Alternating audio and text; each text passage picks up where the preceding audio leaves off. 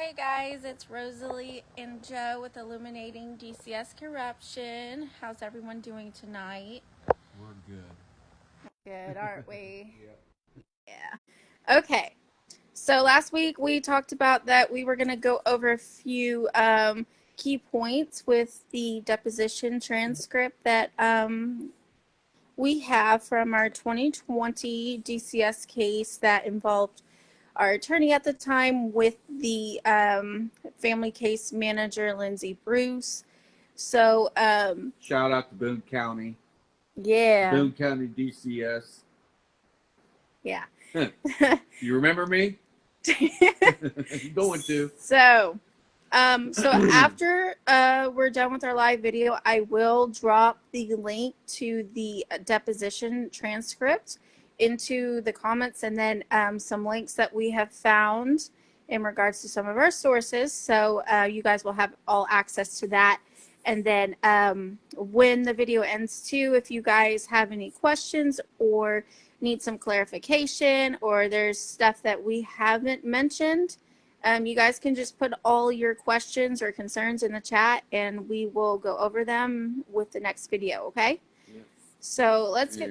go ahead. In the main intent with releasing or talking about the deposition that we had done, there's other information coming out later on.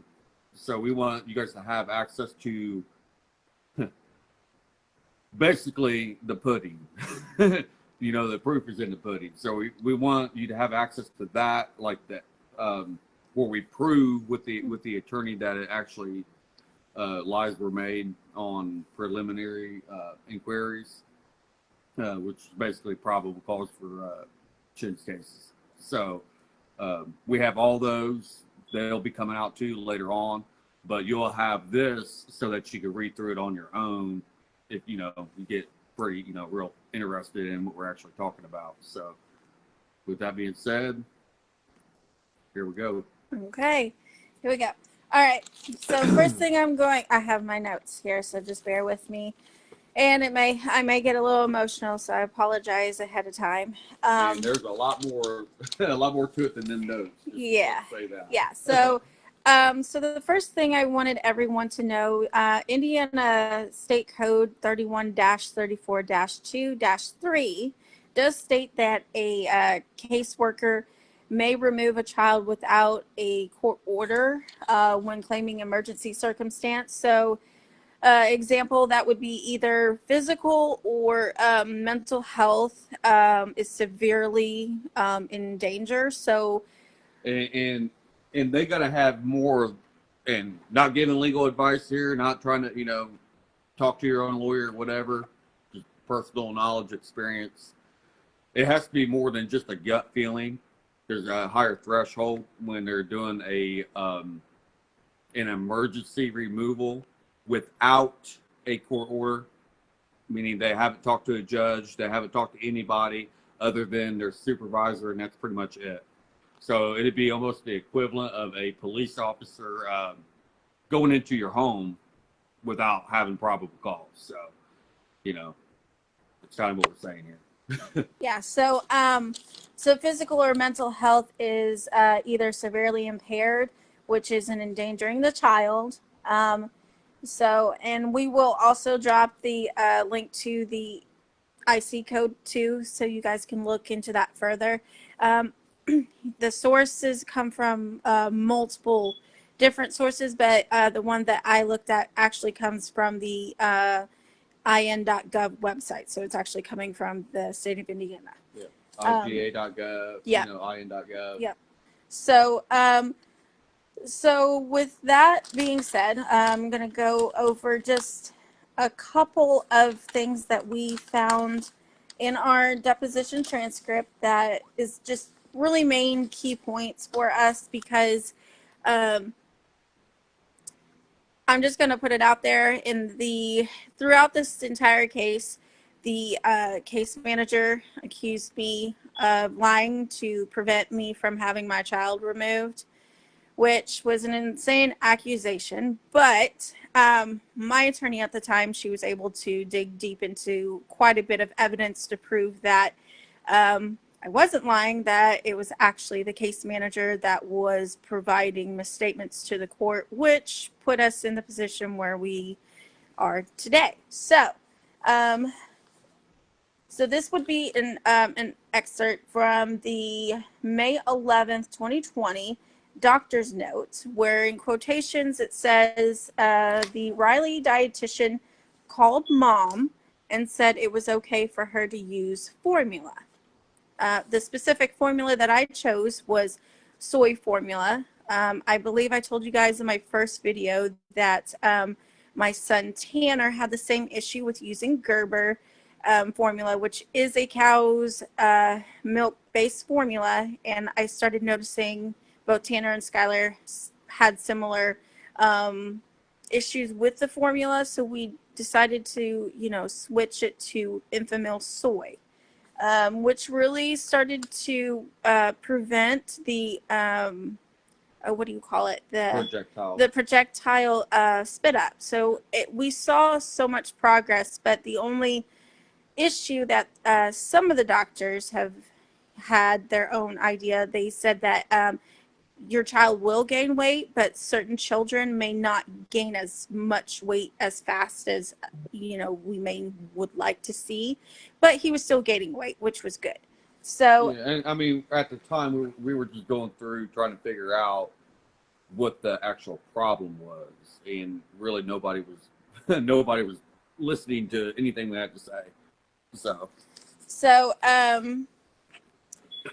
in that, with that statement, the attorney asked the case manager, where does it say Rosalie switched formulas and was taking her mother's advice versus the doctor's? The case manager, then answered, the report does not say it. So then they went kind of back and forth on different medical records from Riley Hospital, Peyton Manning Hospital, the actual Witham Pediatrics doctors that we had at the time. And so finally they looks like they went back to the May 11th note where I'm not going to say the doctor's name, so we're just going to go with her initial. But Dr. R told the family case manager, Lindsey Bruce, that Riley was involved and their decisions trump anything that she says or recommends. So the attorney then goes on to say, you and Dr. R were talking about Rosalie following Riley's recommendation versus Dr. R recommendations, correct? And she did confirm that was correct, the case manager. So then the attorney did state that maybe it's not a lie, but it is a misstatement as to what occurred on May 11th. Would that be correct? And she did confirm that was correct. So with that, that was one of our main issues all along, because the case manager, Lindsey, she kept telling people in court that I refused to listen to what the doctor was recommending, that I was wanting to listen to my mother, which based on my own research, there is nothing in the law that says that I have to follow what the doctor says anyways. That's not what I did, but I took advice from my own mother, which well, it wasn't just your mother either. We were getting advice from your mom. You were getting advice from another doctor later on. Right. I'm not going to mention names yet, but we were also getting advice from WIC, the WIC program. So it was you have a right as a parent anyway to choose your doctor. So let's say you had one doctor and they're just a quack, right? So you go to another doctor, you get another opinion. Kind of like you go to a mechanic, that mechanic, you got your oil change, you're driving down the road, your oil filter came off, you got engine locked up. You're probably not going to go back to him, right? You go get you another mechanic, go get you another opinion. Same thing, you have a lawyer. You don't like your lawyer for whatever reason. You have a Sixth Amendment right to choose your counsel. So you can go hire another lawyer. You can fire your lawyer and go hire another lawyer. Constitutional right, guys. So that's all we're saying here.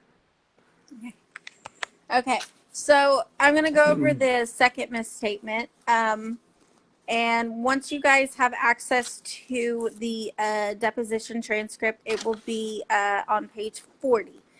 So I'm going over that entire page, but I'm not going to read the entire thing though, so you guys can look at it later. This deposition is really long and Right. Yeah. So June 5th, that was the date that Skylar was removed from us in Madison County. So from a Boone County caseworker. Correct. Yeah. With no Boone County, no Leo, a law enforcement officer from Boone County, by the way, part of their own policy. Right. Yeah. So so the family case manager, Lindsey, never spoke to the doctor about potential weight gain issues and based the removal on the doctor's nurse's statement. So a little backstory on that.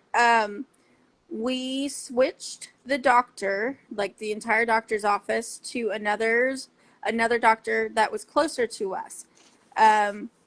So he specializes in testing on specific stomach issues. Like metabolic. Yeah, so he was wanting to look into other options because he said that even though there wasn't a medical diagnosis yet, that doesn't mean that there isn't something out there. And he actually, I can't remember the name of the formula that he wanted us to switch to. I don't really. We have it written down in our Yeah, so I'm gonna have to look at that again, and I'll let you guys know. But I didn't get to switch to it because he was removed. Like next few days, so we weren't even able to get that. But anyways, so we kept going over to him, and so he was just trying to work things out with us, and I made several appointments on my own because I had concerns of the weight loss or the fluctuation in weight. So he was really helpful, and so when we went, I think it was either June 1st or June 2nd, we did have an appointment, and he did have some significant weight gain, which was really good. We still were not where we wanted to be, and that doctor put in the referral for all of the additional testing. So now June 5th, that is when the removal happened. Okay, so in the deposition, the she does ask, the attorney does ask, why didn't you talk to the doctor about the potential other issues with weight gain? And that is when she stated that she did not talk to the doctor, which until the 8th, after the until removal. June 8th. Right. But she had in her filing paperwork to the court that she spoke to the doctor on June 5th, hours before removing Skylar. So that was already a misstatement to the court. That wasn't a mis- Call it what you want. I call it a direct lie because they give you, so the way they removed Skylar that particular time was under emergency circumstances without a court order. So they didn't talk to a judge, they didn't talk to nobody, the supervisor, whatever. Hey, come do what you gotta do, whatever. So they give them I think 48 hours. You have a detainment hearing. So they have the detainment hearing. They never had any information that was actually factually correct. Like you guys will all see this when we put out we have all the the probable cause for DCS. So that'll all be coming out on YouTube. We have some editing software I'm kind of getting familiar with so that we can have everything more in order for you guys. It'd be a disservice to just hear, without any context or anything else. So same thing with the audio, all the recordings we have, like 120 somewhere 120, 130, maybe more. Yeah, there's quite a bit of But recordings. it would be pointless to, hey, here's all this and not have it transcribed and not have it to where it's pertaining to every individual event, because right. that's why the deposition is so relevant here, because between the PIs and the recordings I have and the deposition we have, literally almost every statement that was made to the court is factually incorrect. Do you want to tell them what a PI is? So... Preliminary inquiry, I think is how you say it. I might be wrong. Basically, what it is probable cause, though. So those of you who are familiar with probable cause is not just a gut feeling. They have to have reasonable, articulable suspicion that, in probable cause is a little difference for criminal activity, crimes, and not so much. The basis is a little bit lower when it comes to what they need for evidence or whatever you want to call it. But yeah. Okay. Back after. But yeah, it's probable cause, but in a different. Yeah. So you're not in criminal court. You're more in a civil type of court, which is why the parameters are a little bit lower. Yeah. So with that being said, so she basically, with the documents that she put into court, she did make false statements that, hey, I did talk to the doctor. Doctor has concerns, which at the time when we were told about that, we were like, well, that doesn't make any sense because we're working one-on-one with this doctor to try and figure out what's going on. So it just didn't make any sense. And we felt like she was just lying to us. But anyways, the attorney then goes to ask her, well, she didn't really ask her. She just made a statement and said, you have painted a very false picture to the court. And so I would just think that you would want to follow up on some of these things and speak with the doctor directly to confirm this information, which I would agree with that. They're supposed to do that. And my thing, though, is throughout this entire process, and we'll get into our fact-finding hearing later down the road, but that was never brought up in court. Like, who was this nurse that she talked to? Like, she didn't even give a name. Like, I have gone through the entire transcript of the deposition. There is no name. There is nothing. There's nothing in discovery either. Exactly. So we had discovery done. Yeah. So there was nothing from, like, okay, when you're dealing with witnesses in these types of cases, names are redacted, right? But at a certain point, that's really only for the caller. Okay, when you get deeper into a case, you could get pretty much all the names redacted if you follow the right motions with the court, which we did. Yeah. So, and then her response to that was she did not think it was necessary. And then my attorney at the time, she asked her, "Do you think that it's necessary now?" And then that's when she went down a whole spiel about, oh, I don't believe that the nurse would lie to me. And that's kind of where the attorney just goes, she, goes back a little bit and is like, well, hey, listen, throughout this entire session that we have had currently, you've already provided me with multiple misstatements. So how can I believe what you're saying is actually facts? And sorry to no, you're fine. You, but and what the caseworker probably didn't realize at the time, Lindsey Bruce, right?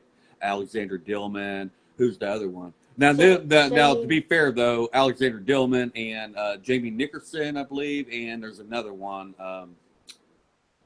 It's escaping me right now, but there's another one. They wasn't deposed yet, but they may. Oh, Aubrey Long, yeah. Yeah, but we have evidence pretty much against every single one of them that they're all liars, and I'll say that very confidently because I know the evidence I have. They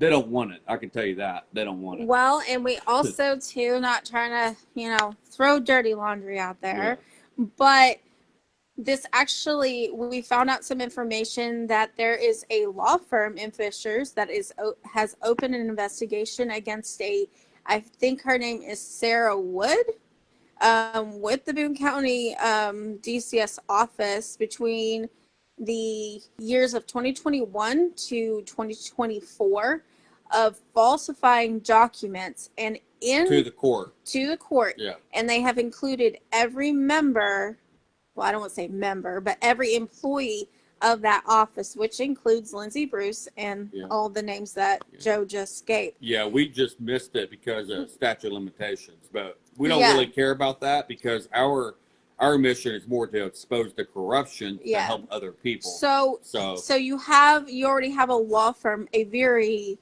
very prestigious law firm. Yeah, we'll see if we get their permission to. Look, it's drawn on the news. Y'all because that's how we found out by doing our own research. Past week, so. So they couldn't take our stuff on just because ours happened in 2020, and they're really focusing on between 2021 and through 2024. Well, we already have Cody. Yep, and we already have we already have Cody Cogswell. So, but that's really all that I wanted to go over tonight on just those two misstatements, just to kind of give you guys an idea of what we've been dealing with. It's things like that, and honestly, a lot of it is them being scandalous, in my opinion, but most of it is just flat out laziness and them not really wanting to do their job. And I could go on about that. And they definitely don't do their due diligence. They don't, because and I think it's a statewide problem. Right. And in the deposition, you will see, once I drop it, that there are multiple times where the attorney has asked Lindsey, hey, did you call this doctor on this date of that appointment? No. Did you talk to anybody in that office? No. And there's multiple appointments that my attorney asked her, hey, did you call this doctor? No, I didn't. Why? I didn't think it was necessary. Well, why didn't you think it was necessary? And she had no answers. Her famous statement is, I do not recall. Yeah, the famous I do not recall. You can't handle the truth, Yeah. Yeah. So it's reading it over again. It's just so frustrating to see it and hear it. Like me, even like reading it out loud. We were just reading it the other day, and we're just like, this is so frustrating because, we had a 5-month-old child that was removed from us that should not have been removed. He was literally taken to almost 4 hours away from me. Okay. So I lost 5. Well, that 4 hour, that would have been like a round trip.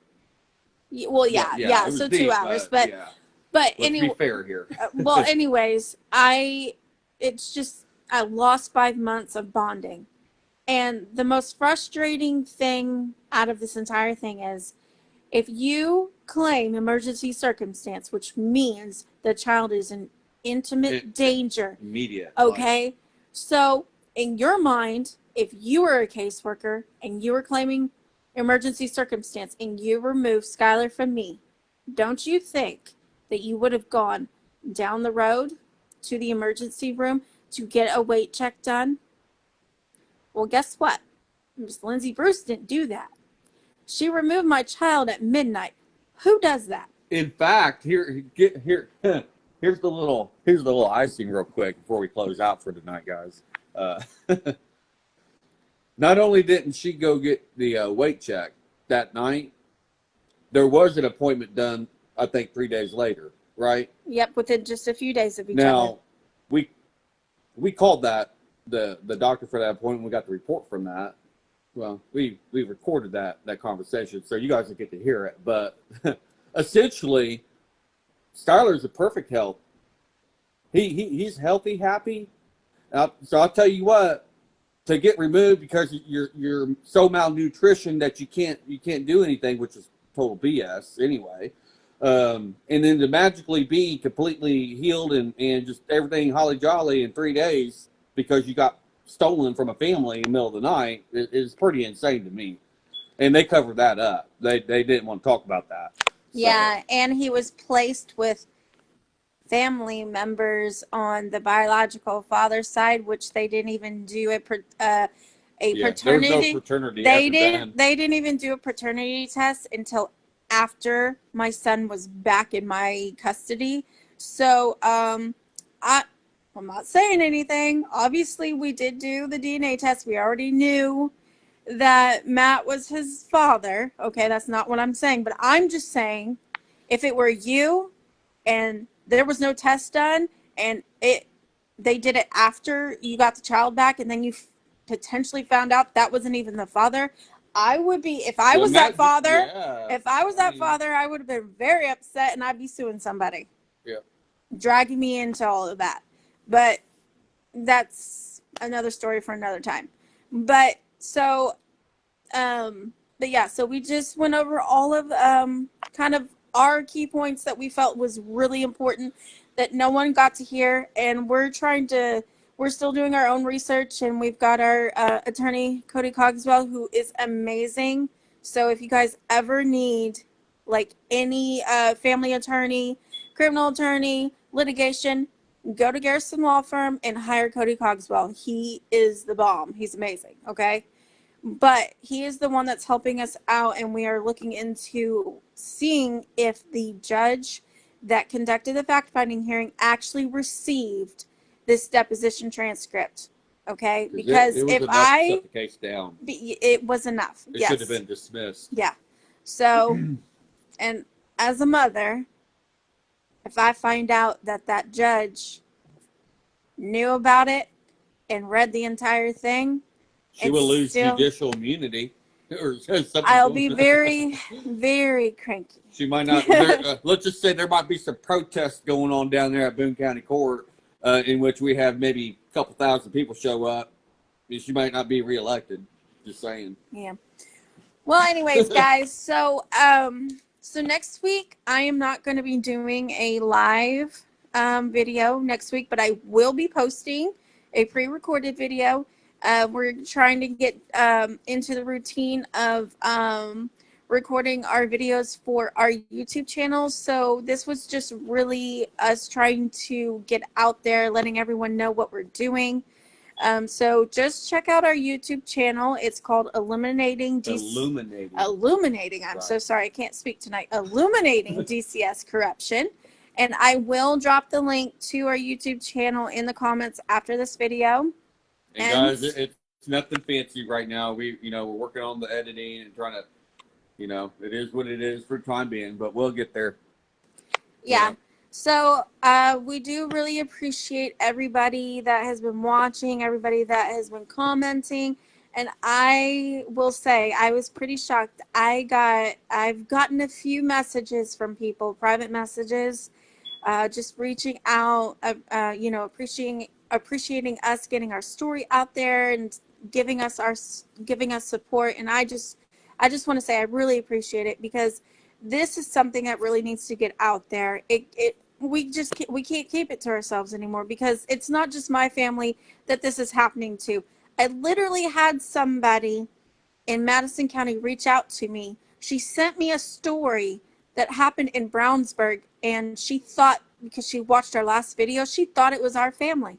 And that's insane, because I read the story and almost the same stuff. It is literally the same stuff, removed for the exact same reason. And the hey y'all, real quick, I'm gonna give you a tip. Look up Monell versus New York. Okay, Department of Child Services, Supreme Court case. I think we have a similar situation going on here in Indiana. Yeah. So, but anyways, I got off track. I'm sorry, guys.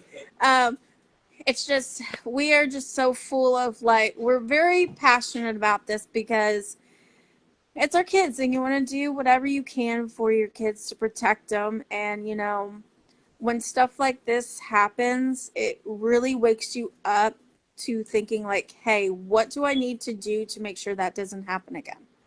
So, and that's what we're doing. We want to prevent this from happening to other families. And I don't know if I said it in our last video, but I am studying to be an attorney. I graduate next year with my Bachelor's of Science in Paralegal Studies, which will give me the option to be able to take the bar exam. So that is my goal. My goal is to become a family attorney that specializes in assisting families with CHINS cases. And we are going to be opening up our own advocacy center. And the more support we have, the better, because we've got to stop this. Okay? In my opinion, they're just kidnapping children. I'm just going to say it. That might be the wrong wording, but I don't care. I felt like my child was kidnapped from me and no one did anything. There was no news coverage. There were no like newspapers wanting to talk to us, nothing. And that's messed up. But you'll have people like reporters that want to cover like simple little stuff, that's in our community, which is great. I'm glad. They covered that. But there needs to be transparency with stuff like this. It's insane. And I know for a fact that I'm never going to let this, what happened in 2020, ever happen again. And it hasn't. Yes, we've had other DCS cases, but they have not taken my children because we have fought for our rights and we have taken them to court. We have taken them to appellate court and we've won. And just, standing for your rights, not being, intimidated by them or their, police presence that they bring. That is the key of winning. Showing them that you are not afraid of them. I'm tired of being afraid. I'm tired of having nightmares. Okay? And I'm about to get really emotional. I'm so sorry. But I don't want to see anybody lose their child like I did. Okay? It's a lot. Okay? I am still battling with it mentally. And my own son, he wakes up with nightmares, afraid that a case manager or the police are going to come and take him. How do you help your 5-year-old child from getting away from nightmares like that? How do you do that?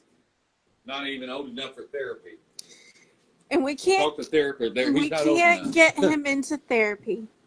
And so we're doing the best that we can right now with what we have. I'm so sorry, guys. I'm just, it just gets to me sometimes. It really does. And I don't want to see this ever happen to anybody. I would not wish this on anyone. So really, really, I just really want people to understand what we've been through and just helping all the kids out there that are going through the same thing. Yes, I agree with you, Mom. What about the thousands of children that are missing out there in DCS care? I agree with you. That's never talked about. There's kids missing everywhere, not just Indiana. And they think they can just throw some money around and, solve the problem. Well, the money don't fix everything, guys. It really don't. Just telling you. So, yeah. But I'm sorry, guys. I got a little emotional tonight. We love all of our supporters, and we do. If you're a hater out there, guess what? We love you too. If you hate us or you hate our message, keep it all moving. We don't care, but we love you. But But please like, share, comment if you guys have questions. And there's other, topics that you guys would like for us to cover on with DCS corruption or our story. Please just comment, or you can private message me like other people have. But the main point of this is we need to share this. We need to get people to see this. Because that is the only way we're going to get change. That is the only way. Maybe put out there too, if there's anybody interested in being interviewed in the future. We plan on having a little studio for the YouTube So we might conduct some interviews with, people, kind of hear their story, kind of push it out for you. So, if we get the support, we have the followers, we'll do that. We'll take the time and actually build it out. So just stay strong. All right. Well, like I said, next week we won't have a live video, but we will have a pre-recorded video that I will post.